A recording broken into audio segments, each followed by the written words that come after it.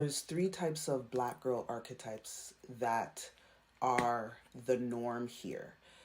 One is you came from the hood and you became a social worker, you became a nurse, you became a PSW, and you work your regular job, and you get your salary and your yearly vacation, and you're just, you're contributing to essentially the matrix, right? The next type of girl is technically like an Oreo type of girl, where she was raised in Markham, raised in Ajax, Pickering, Oakville, all them places there. Her parents are come from money. She never ever lived in Toronto Metro housing. She never ever lived in a subsidized unit or had any struggles financially. And she goes on to be successful in her career. The Oreo type girl who grew up in the suburbs, parents are married and still married to this day, have their, big house. Parents has paid for their education, paid for their down payment on their first purchase of their home. If they need anything to this day, they can call their mom or their dad and ask them for funds. Those girls, they can't relate to girls like me who came from the hood. They cannot relate. They may have the same exact complexion and the same exact look, a Canadian black woman, but they cannot relate to women like me who came from the hood. So that's the second type of girl that there is.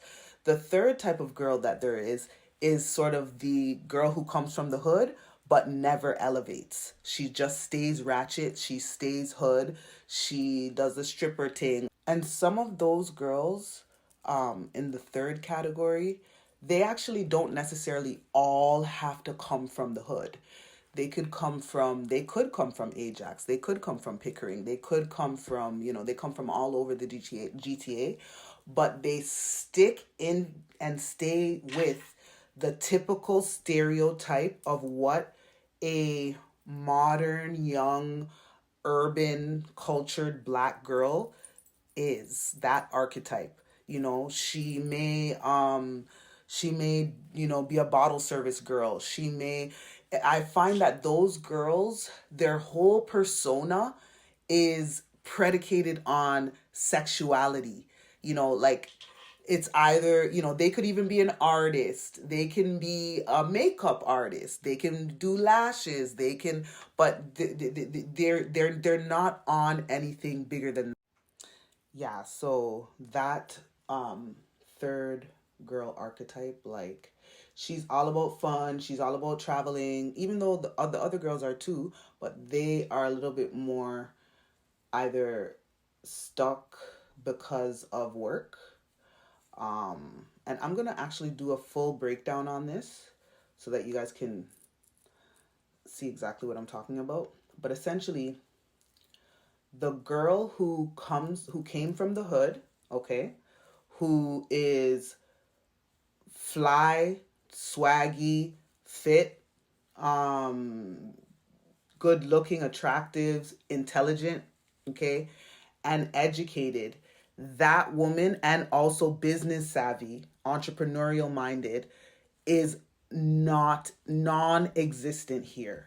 Okay, so essentially me. Okay, and that's a problem. So this is why that's a problem, because what ends up happening is that because I basically am a glitch in the matrix, and because there is no capacity for what society has been told about black women. If if if if a black woman goes outside of that norm, society doesn't have the capacity for it, so they try to act like they can't see it, they try to ignore it, they try to downplay it, they try to dim it, all of that jazz. So, and what I've noticed, I'm not sure if it's just because I'm looking too hard, but what I've noticed is that they will uplift a dark skinned fat girl. Oh yes, or a light skinned fat girl. Okay. If I was light skinned, then gone.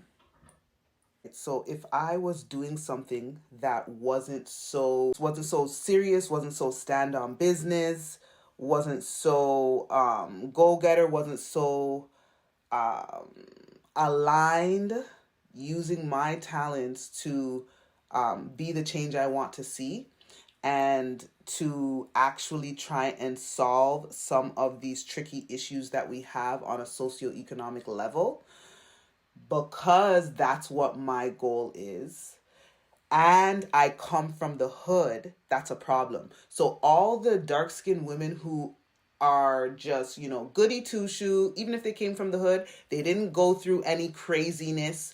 They came from the hood, they went to school and they got out, and now they're in their big job, and they're these astute women who, are that polished black woman.